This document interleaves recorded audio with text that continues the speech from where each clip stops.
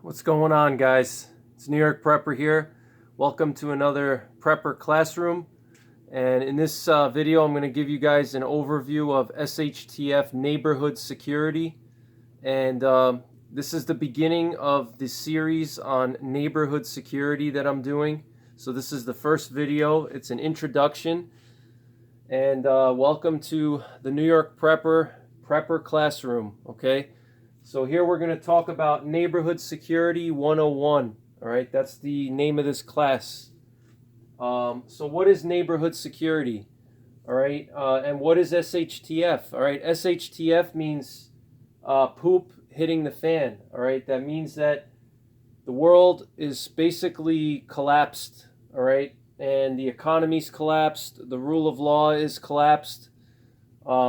There's no law and order. There's no police. There's no criminal justice system. The government is either gone or they're in hiding. They're in bunkers. And it's basically every man for himself, okay? So in that world, in that kind of a situation, you know, it's going to be up to you to protect your family and protect yourself. So you're going to be on your own. There's not going to be any 911. There's not going to be any police. There's not going to be any EMTs or hospitals or fire departments or military or everything is going to be wiped out or not fully functioning. Okay, that's the best way to think about it. It's not going to be fully functioning, if at all. All right. So that's what SHTF means. All right. So you need to have some kind of security plans during SHTF for securing your neighborhood in the area that you live or your bug out location. All right, what is a bug out location? Bug out location is an area that you go to escape from your current location, your primary residence. If your primary residence is not a good place to live for various reasons, you're going to want to go to a bug out location. All right. Typically when people think of a bug out location, you know, it's basically like a cabin in the woods. All right. That's what most people think of when they think of a bug out location, or a bunker somewhere. All right. That's a bug out location. A classic bug out location is a bunker for the president. Okay. After let's say there's a nuclear war or World War III, the president is going to bug out to a bunker somewhere, underground.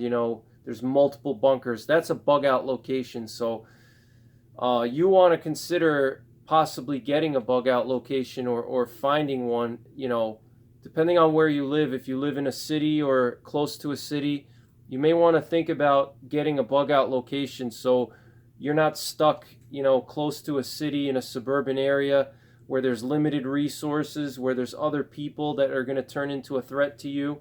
So you may want to consider bugging out.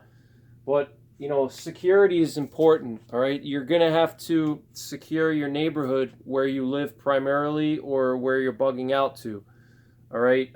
And why is that? Because we're going to see the worst of people come out after a collapse of rule of law and collapse of the system. All right, you're not only just going to have to deal with criminals, but you're going to have to deal with regular people. And when I say regular, I mean people that are not normally criminals during rule of law. All right, your neighbor down the street, Joe from across town, and if you're watching, Joe, I'm not talking about you. It just popped into my head, but whatever, somebody from across town, random people across town that they may need resources because they didn't prepare, or even if they prepared, maybe they ran out of resources, so they have to resupply, and they may try to go and take your resources or harm your family. So people are going to be a major threat, in an SHTF situation. So you definitely want to have some kind of security to deal with that, all right? Security is critical, all right? If you don't have security, it doesn't matter how many preps you have, what kind of food supplies you have, what kind of bunker you have, what kind of cabin you have, your land, your farm, your homestead. It doesn't matter if you have the best homestead with tons of chickens and, a field with corn in it, if you can't defend your location, somebody's going to take it from you, all right? Especially if it's an apocalyptic scenario, or it doesn't have to be apocalyptic, it just has to be a collapse of the system. And right now, at the time of filming this video, it's May 21st, 2020, and we are in the middle of a pandemic right now, all right? And a lot of people think that we could potentially see an SHTF situation come about from the pandemic, all right? And that's a very plausible, that's a definitely plausible, all right? There's definitely a chance that there could be an SHTF arising out of a pandemic, especially the pandemic that we're in right now. So now's the time to think about your security, all right? Security is paramount, all right? It's essential. We're running out of time, guys, all right? I hope I'm wrong, and, I hope that we can get out of this thing, but it's better to prepare for the worst, and hope for the best, and have a backup plan in case things go south. You always want to have a backup plan, all right? It's just like in life. You always have backup plans. You always have a little money in the bank. Same thing with, prepping, all right? Prepping is your backup plan. It's the ultimate backup plan, all right? Prepping is the ultimate backup plan. If everything goes south, prepping is your main backup, all right? When society collapses, when everything goes bad, you fall back onto your preps and stuff like that. So now's the time to think about security, all right? If things get worse, you want to really think about that. And neighborhood security is important. So, like I mentioned, people can do bad things, all right? We know criminals can do bad things, but also regular people can do bad things as well, especially if they have, a lack of resources, they don't have food, things like that. They're going to be tempted to go out and get it from other people. And that's where having security is important, and especially neighborhood security, all right? You want to try to have some type of a team or unit or a group of people that you trust, and you guys can get together and provide security for not only just your house, but everybody else's house in the area, and protecting the neighborhood and protecting the town and the community, okay? Because if law enforcement, if everything collapses, there's going to have to be some type of, law and order, I guess you could say. So you're going to have to create your own law and order, all right? Because the police are not going to be there, so you have to deal with problems on your own. And so you have to take matters into your own hands, natural justice, just like the Wild West. During the Wild West, the police couldn't be everywhere. The sheriffs back then, they could only patrol the town, and the outlaws were all over the place, So people back then, they took security into their own hands. They got into gunfights with people, and if they had to protect their mining claim or they had to protect their homestead, that's what they did. They didn't wait for the sheriff, 200 miles away in the town to come and save them. They took matters into their own hands. And that's what you may have to do, If there's a real SHTF and there's a collapse in the rule of law, you're going to have to take matters into your own hands and pursue natural justice, okay, and defense. So you need to think about that now while you still have a chance, and think about getting together with your neighbors if you can. If you have neighbors that are willing to work with you and plan something out in the worst case scenario, that's what you want to do. Being a lone wolf is hard, okay? Even if you're the most skilled, most experienced, in the best physical condition, it's difficult even for a man in his prime, in his physical prime, with all kinds of training, with all kinds of weaponry and experience with it. It's difficult even for the most trained, most experienced, and best physical condition person to be able to defend a property for, you know, an unlimited amount of time. It's just not physically possible. You're going to need to sleep at some point. You're going to need to use the bathroom. You're going to have to take breaks to eat. You can't just, you're not a robot. You know, there's times where you're going to have to take a break. And when you're taking a break, somebody's going to have to watch, you know, somebody's going to have to watch your property while you're taking a break, or somebody's going to have to watch your neighborhood.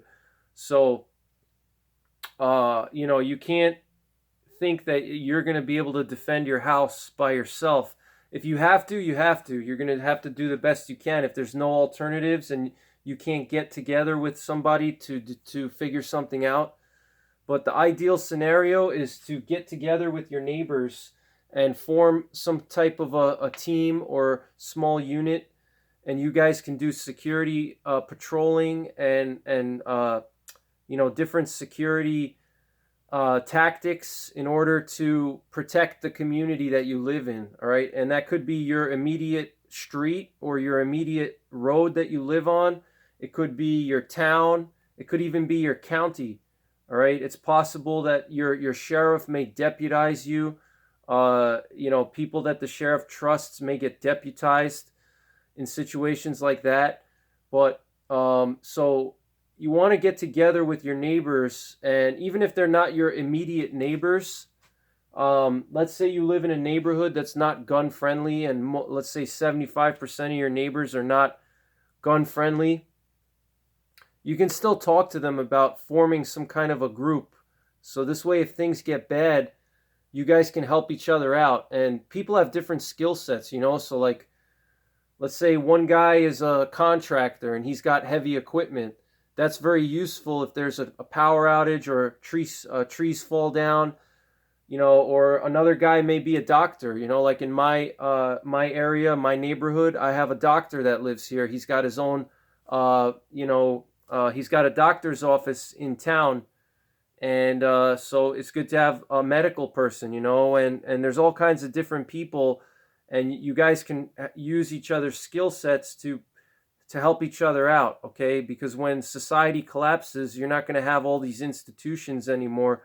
You're going to have to rely on your neighbors and yourself to help each other out through the situation. So even if they're not into firearms and tactical stuff, it's still good to speak with your neighbors and get some kind of a dialogue going to talk about, you know, how you would handle a crisis and ways that you guys can help each other out during a crisis, okay? And maybe try to get a bunch of people to sit down together and discuss what you guys would do in different contingencies and different scenarios. And that would be a very positive thing. And another positive thing is even better than that is getting a neighborhood security force, okay? And like I said, they don't have to just be your neighbors. They could be friends of yours that live in another town, or, you know, they're still in your immediate area. When I say immediate area, I mean within a reasonable driving distance or reasonable walking distance, because you may not be able to drive when there's SHTF. It may be too hazardous. There may be bad guys out there trying to ambush people on back roads and things like that. So, but you want to form some kind of a security force with your, either your immediate neighbors is the best, okay? If you can find a couple of guys in your neighborhood that are gun owners, okay, and into shooting and tactics, some of them could be even law enforcement or former military, that's great. You know, if you can get a group of guys like that, that's perfect. If you can't, you know, then you have to still open a dialogue with your neighbors and talk to them. Maybe some of them are willing to learn how to shoot and how to protect and self-defense and things like that. Maybe they're willing to learn it. Just because somebody's not a gun owner doesn't mean they're not willing to become one and learn how to learn some tactics and stuff like that. They may be willing to learn, especially if it's a bad situation. You know, they may be willing to learn if it's a bad situation. So don't just say to yourself, oh man, all my neighbors are Democrats, or all my neighbors are doctors and lawyers. You know, they don't want to, you know, I don't think they're going to want to, you know, form a security force. You never know. All right, you never know. So, send an email out, knock on some doors, and talk to them and say, hey guys, what do you think if we, sat down one day, all of us as neighbors, and we formed some kind of a agreement that if things went bad, we would look out for each other. We would guard each other's properties and each other's families, okay, and do security patrolling and security missions in order to protect the neighborhood and protect each other and protect our families. And a lot of people would probably think that that's sensible, especially if there's a bad crisis around the corner like what we're dealing with now. It's possible that some people would be okay with that, and especially if you explain that it's impossible for us to do this on our own. If you say to your neighbors, we're stronger as a group than when we are alone, and it's just like, think about wild animals, like Cape buffalo or bison. They travel in herds, in order to protect each other. That's why animals herd up together. They herd because of protection. Deer, bison, Cape buffalo. Cape buffalo in Africa, for example, they're frequently preyed upon by lions. So the Cape buffalo herd up together, and the older and stronger bulls, the males of the Cape buffalo, they stay on the outside of the herd, and the more vulnerable, Cape buffalo, they're on the inside of the herd. The newborns, the females, the older buffalo, they're in the middle of the herd, and the males are on the outside protecting the herd from lions. All right. Same thing with bison in America. You have different types of bison in America, and they do the same thing to protect from wolves and bears, okay, and mountain lions and things like that. So that's kind of the mentality behind a neighborhood security force, okay? You want to have a group of protectors on the outside of the neighborhood to protect the vulnerable people on the inside, so you got to visualize it yourself. You have to put it in your head. If this is your neighborhood, these squares are your houses, and this is your street. You have to visualize your herd, okay? This neighborhood is your herd, all right? Let me just move this. Let me move this a little because I see there's a glare. Get the glare off. Okay, there we go. So this is your herd, your neighbors. And this is going to be, and the outside here, on the outside of your neighbors, on the outside of your herd is going to be all kinds of threats. You're going to have criminals, you're going to have desperate people, okay? Desperate people, which are going to probably come in and try to take food from your neighborhood and resources, fuel, food, water, medical supplies, ammunition. All right, people are going to be desperate after an SHTF, because sooner or later everybody's going to run out of resources, unless you've prepped for unless you've prepped like a ton of gear, 5 years worth of food and stuff. A lot of people are going to run out of resources, and they're going to go to other neighborhoods to try to take resources and resupply themselves. So you're going to have to deal with criminals and desperate people. And it's not just criminals, it's also organized criminals, organized crime, and, groups of bad guys that are potentially going to try to take advantage of the situation, So, this is, I don't know if you guys can see that. Yeah, you can. All right. So this is going to be your herd, and you're going to want to find a group of people, in your community that are going to form the protection on the outside, on the outside of your neighborhood. This is going to be your invisible barrier, okay? And you're going to want to find people to guard it, all right? So these X's here represent the guards, all right? Just like the buffalo in the herd, okay, in the Cape buffalo or the bison, You know, so the vulnerable people are going to be on the inside here. All right, this is where you're going to have your women, your children, your older people, your diseased people that are sick, and on the outside you're going to have the men or women that are capable of defending it. Okay, and they're going to act as the shield, the wall, the invisible wall. Okay, and it's not just immediately right around the houses. You know, you may have, you may have sentries, you know, 2 miles away from your neighborhood, acting as lookouts. Okay, you may have outposts. All right, you may have snipers embedded in far away from your actual neighborhood. You may have snipers embedded, watching out for certain critical areas and overwatching critical terrain features and roads and things like that, avenues of approach. You may have a sniper that's overwatching a main road that leads into your neighborhood with radio communication, so he can let you guys know that there's maybe a convoy of bad guys coming in.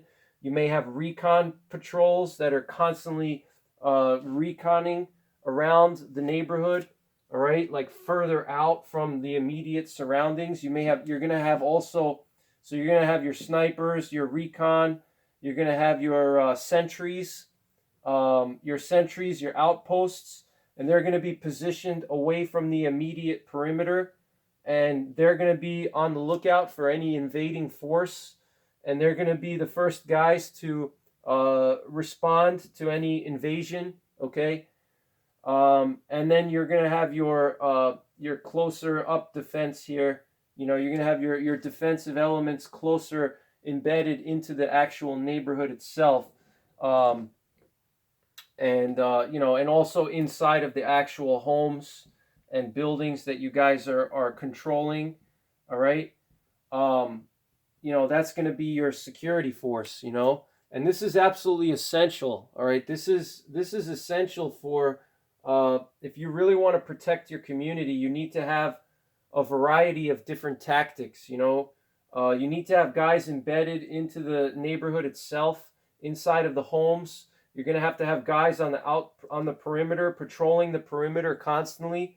All right, and you're going to have sentries. You're going to have snipers further out, watching avenues of approach, and you're also going to have recon platoons and recon patrols, small recon patrols, patrolling way out past the neighborhood, trying to see if there's any enemies coming, or to gather any kind of valuable information. Okay. And I'm going to talk about that in a separate video, but here I just want to talk about neighborhood security and why you want to have it and what it is. And so obviously we know why is because you can't do it alone. You need to have a group of people. It's just like, with the buffalo. If you're a lone buffalo, eventually you're going to get taken out by a lion. It doesn't matter how big of a buffalo you are. And same thing with the bison. Maybe bison, I don't know, because wolves are not as big as lions. But buffalo, a group of 30 lions, each one of them weighing 300 pounds is going to take you down. It doesn't matter if you're a buffalo. I mean, lions can even take down small elephants, all right? But that's, different topic altogether. The point is that if you're a buffalo by yourself, you're not going to last long. But when you're in a herd, you're going to last a lot longer, almost indefinitely. You're going to be able to fight off. You're going to be able to fight off the lions that are going to try to come in. Okay. So here are the lions. The arrows here. They're going to come from all angles all the time. All right. They may not come through the main road. They can come through the main road. They could even infiltrate. They're going to come from all angles, all right? They may even infiltrate your neighborhood. They may try to make friends with somebody in your neighborhood and try to ask if they could stay in your neighborhood and live with you, or live with somebody in your neighborhood in order to gather information about your neighborhood and prepare an attack against it with some friends. So you also have the covert threats as well. You have covert and overt. Covert would be like spying and infiltrating. And then overt is going to be like an overt invasion, you know, an invasion, an attack, an assault on your community. So you need to prepare for both. You need to deal with covert and overt, okay? But why you want to have a neighborhood, like I said, you know, you don't want to go it alone. It's better to be in a group. So I'm going to do a whole video on tactics. This is just a quick overview about why you want to have neighborhood security. And, you know, in the next videos, I'm going to talk about tactics, weaponry, units, and stuff like that, and get more specific with it. But here I'm just giving a general overview of what it is and why you need it. And, you know, I hope you guys enjoy the series, and I'm really excited to film more videos for you, okay? So thanks for watching. I'll see you on the next one. Take care. God bless. And don't forget the 3 Ps. Prepare, practice, and persevere.